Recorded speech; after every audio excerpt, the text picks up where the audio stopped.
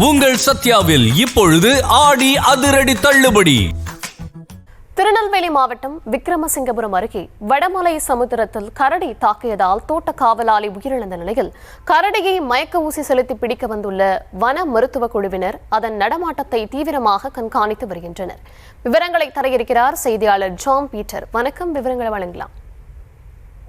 அதாவது நெல்லை மாவட்டம் விக்கிரமசிங்கபுரம் அருகே வடமலை சமுத்திரம் பகுதியில் நேற்று இரவு கரடி தாக்கியது தோட்ட காவலாளி முருகன் உயிரிழந்த சம்பவம் தொடர்ந்து பெரும் பரபரப்பை ஏற்படுத்தியது.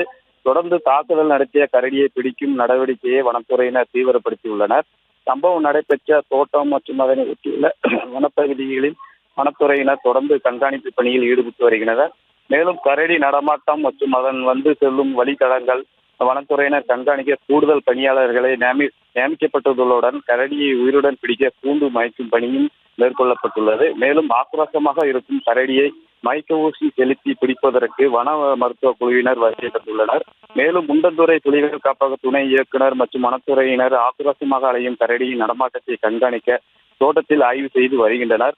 மேலும் பொதுமக்கள் வனப்பகுதியை ஒட்டி பகுதியில் தேவையின்றி செல்ல வேண்டாம் எனவும் கரடி தென்பட்டால் உடனே வனத்துறைக்கு தகவல் தெரிவிக்க வேண்டும் எனவும் அதிகாரிகள் அறிவித்துள்ளனர். இதனால் அங்கு பெரும் பரபரப்பு நிலை. விவரங்களுக்கு நன்றி. உங்கள் சத்யாவில் இப்பொழுது ஆடி அதிரடி தள்ளுபடி.